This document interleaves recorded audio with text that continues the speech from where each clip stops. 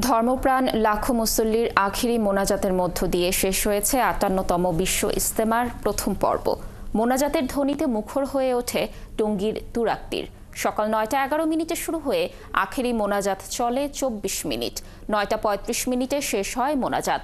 সে সময় আল্লাহর সান্নিধ্য লাভের পাশাপাশি দেশ ও জাতির সমৃদ্ধি কামনা করা হয়।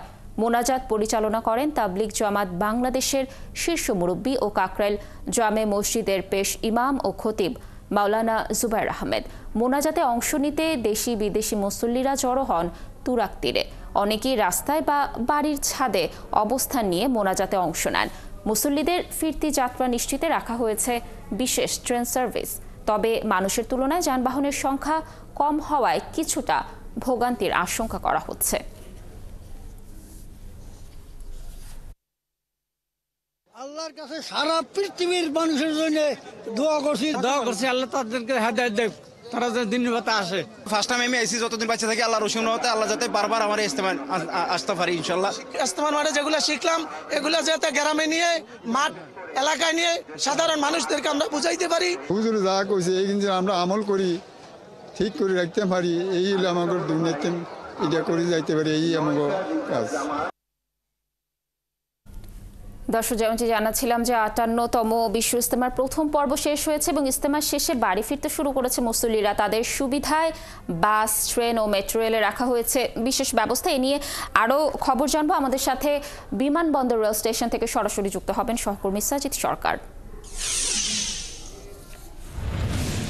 সাজিদ, ট্রেনে মুসল্লিদের চাপ কেমন দেখছেন, আর রেলওয়ে কর্তৃপক্ষ যাত্রী সুবিধার জন্য কি কি পদক্ষেপ নিয়েছে, আপনার কাছে কি তথ্য রয়েছে জানাবেন?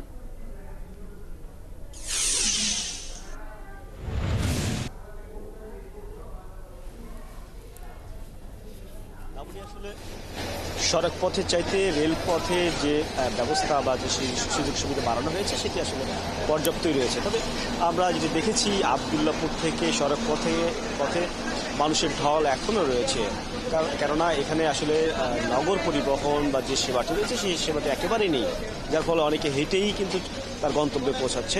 তবে ট্রেনের যে বিশেষ ব্যবস্থা এখন পর্যন্ত প্রায় ৯ জোড়া ট্রেনের ব্যবস্থা রাখা হয়েছে এবং যে সুবিধা সেই সুবিধাটি করা হয়েছে যে টঙ্গী থেকে ছেড়ে আসার পরে বিমানবন্দর যে স্টেশনটি রয়েছে সেই স্টেশনে কম করে হলেও ৫ মিনিট দাঁড় করানো হয়েছে। অনেকেই আসলে দাঁড় করানোর কারণ অনেকেই টঙ্গী থেকে আবদুল্লাপুর থেকে হেঁটে যখন তারা টঙ্গী থেকে উঠতে পারেননি তারা কিন্তু আসলে বিমানবন্দরে এসে ওঠার চেষ্টা করছেন।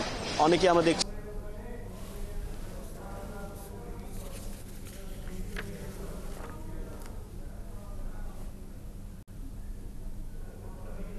থেকে আসছেন। আপনি কোথায় যাবেন, কেন দাঁড়িয়ে আছেন, কিভাবে যাবেন? আমরা ট্রেনের অপেক্ষায় দাঁড়িয়ে আছি। আমরা বিমানবন্দর থেকে কমলাপুর স্টেশনে যাব। এই যে পথটুকু কিভাবে?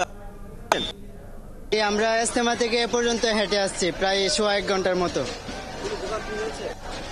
তেমন কোনো হয়নি, তো হঠাৎ করে অনেক পথ হাঁটা, এজন্য পায়ে একটু ক্লান্তি বোধ হচ্ছে। আমরা আছে অনেকেই আসলে অপেক্ষা করছেন ট্রেনে উঠবেন। আমরা একটু কথা বলবো। আপনি কোথায় থেকে আসছেন, কোথায় যাবেন? একসাথে আসছি, যাবো কমলাপুর।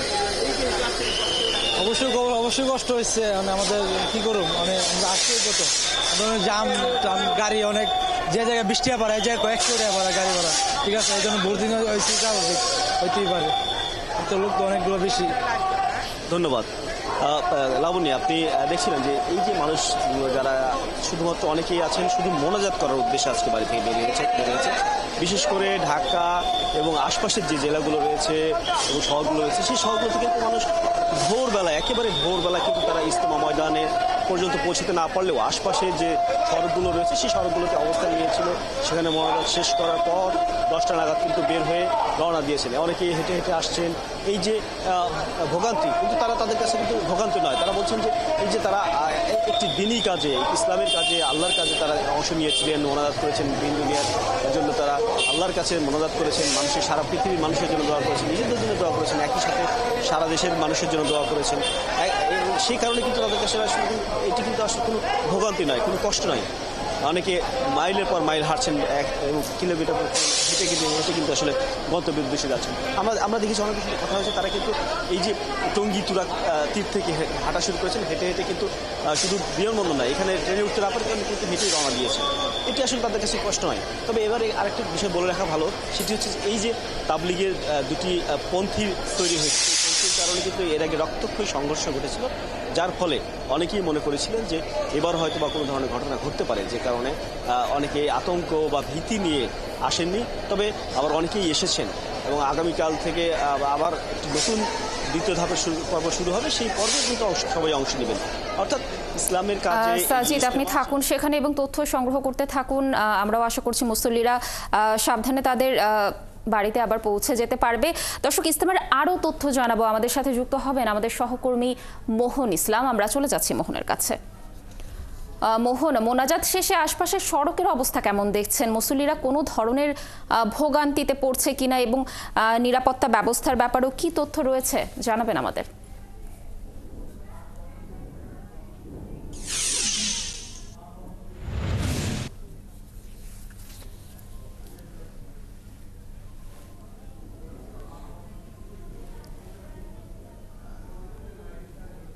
সড়কের অবস্থা যেরকম আসলে রেলপথের অবস্থা একই রকম, মানে অর্থাৎ আপনার অনেক ধরনের অনেক চাপ বা মানুষের যে ভোগান্তি সেটা অনেক বাড়ছে। কারণ আপনি জানেন যে পরিমাণ যানবাহন বা যে পরিমাণ ট্রেন সার্ভিস চালু করা হয়েছে তার তুলনায় মানুষের সংখ্যা অনেক বেশি। এই টঙ্গীর অবস্থা যদি আমি আপনাকে একটু দেখাই, যে টঙ্গীর রেলওয়ে স্টেশনে মাত্র একটি ট্রেন আসলো, সেই ট্রেনটি ঢাকা থেকে ছেড়ে এসে আসলে দেশের উত্তরাঞ্চলের দিকে যাবে। সেই ট্রেনে আসার পরপরই কিন্তু মানুষের যে একটা প্রেশার অর্থাৎ চাপ পড়লো, মানুষ চেষ্টা করছে ট্রেনের ভিতরে যেতে, অনেকে আবার ছাদে উঠছে। ইতিমধ্যে যারা ট্রেনের নির্ধারিত যাত্রী যারা রয়েছেন, টিকিট করে আসছেন, তারা তো আছেনই, পাশাপাশি যারা এখন এই টঙ্গী থেকে যাবেন, যারা ইস্তেমার উদ্দেশ্যে এসেছিলেন, তারা এই ট্রেনে অংশ নিচ্ছেন।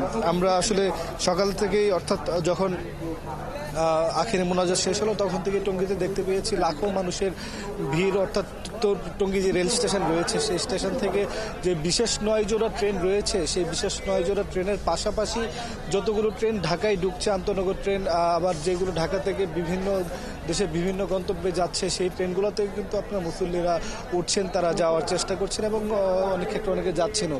সেই জায়গায় রেলওয়ে অথরিটি যারা রয়েছেন তারা এখানে ভ্রাম্যমাণ টিকিটের ব্যবস্থা করেছেন, সবাইকে বলছেন টিকিট করে যেন তারা গন্তব্যে যান। আমরা যাত্রীদের সাথে কথা বলেছি, তারা বললেন যে প্রতি বছরের তুলনায় এই বছরও আপনার মুসল্লির সংখ্যা বেশি, বিশেষ করে এই বছর রেলপথে চাপটা একটু বেশি।